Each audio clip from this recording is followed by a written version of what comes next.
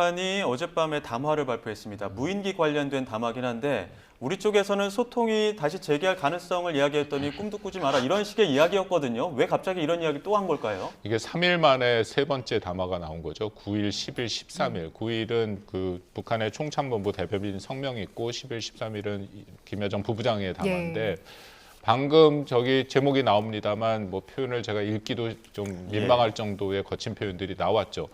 이거를 우리가 잘 북한의 의도를 읽을 필요가 있습니다. 왜냐하면 이 세 번의 담화 모두 북한 주민들이 볼 수 있는 노동신문에 실렸다는 거거든요. 이게 북한은 노동신문에 실리는 거랑 조선중앙통신에 실리는 거랑 다릅니다. 물론 조선중앙통신에 실리는 걸 노동신문에 실리기도 하지만 조선중앙통신에 실린 것 중에 일부는 북한 주민한테 알리지 않고 외부한테만 알리는 거거든요. 그렇기 때문에 노동신문에 실렸다는 것은 북한 주민들한테 알릴 필요성이 있는 것이다. 그러니까 북한은 2023년 8기 9차 전원회의 때 적대적 두 국가론을 선포했죠. 그리고 나서 계속해서 조치를 취하고 있었는데 정확하게 자신들이 왜 한국을 적대해야 되는지에 대한 설명은 그렇게 많지 않았습니다. 근데 지난 9월 21일, 작년이죠. 작년 9월 21일 김정은 그 노동당 총비서가 그 최고인민회의 시정연설을 통해서 비교적 자세하게 왜 적대적 두 국가고 왜 한국이 나쁘고 왜 자기가 통일을 포기 선언을 해야 되는지에 대한 설명을 쭉 했거든요. 이제 문제는 설명을 한 이후에 이것이 왜 한국이 나쁜가를 실질적으로 보여줘야 할 그런 시점이 나온다. 근데 그것 중에 하나가 지금 무인기죠. 그래서 지난 그 9월 9일에 나온 걸 보면은 자세하게 사진까지 다 포함해서 노동신문에 실려서 북한 주민들의 입장에서는 아, 한국이 정말 나쁘구나. 왜 이런 무인기를 보냈느냐라는 것을 이해하게 만든 것이고 그다음에 김여정의 연속된 담화에서도 계속 그렇게 얘기를 한 거고요. 어젯밤에 나온 담화 같은 경우에는 분명하게 한국을 적대시하고 우리는 적성국으로 놓고 보려고 하는데 왜 한국에서는 계속해서 이것을 무슨 대화의 입장이냐 그런 식으로 하기 때문에 확실히 선을 그었다라고 판단이 되고요.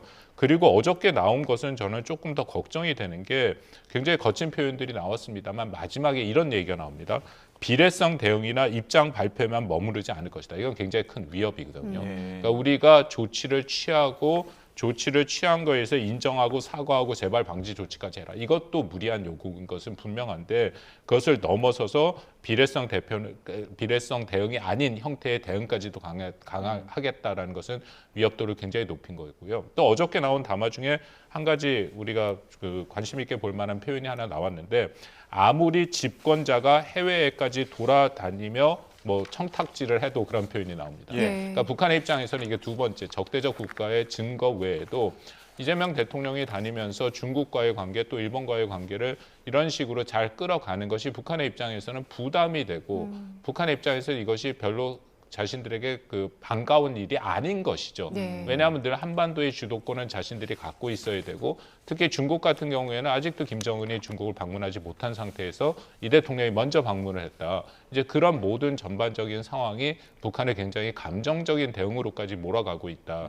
본인들이 스스로 그렇게 하고 있다라고 판단이 됩니다. 어제 있었던 담화에 대해서 분석을 해주셨는데 그 앞서 11일 있었던 담화 이후에 우리 통일부 쪽에서는 이게 소통의 여지가 있다고 본다는 해석을 내놨잖아요. 물론 김여정 부부장 여기에 대해서 선을 그었지만 이런 상황에서 소통의 의지가 없다는 데 딱 방점을 찍었는데 앞으로 그러면 우리는 어디에 집중해서 남북관계를 이끌어가야 될까요? 그 남북관계가 국가 간의 관계도 다 마찬가지고요. 저는 일종의 밀고 당기기가 필요하다고 생각이 됩니다. 현재로서는 계속해서 관계 개선을 하기 위해서 우리가 당기기만 했었죠. 그런데 여기에 대해서 북한이 거친 반응이 나오기 시작했다 하면은 우리가 더 이상 당길 이유는 없는 거고요.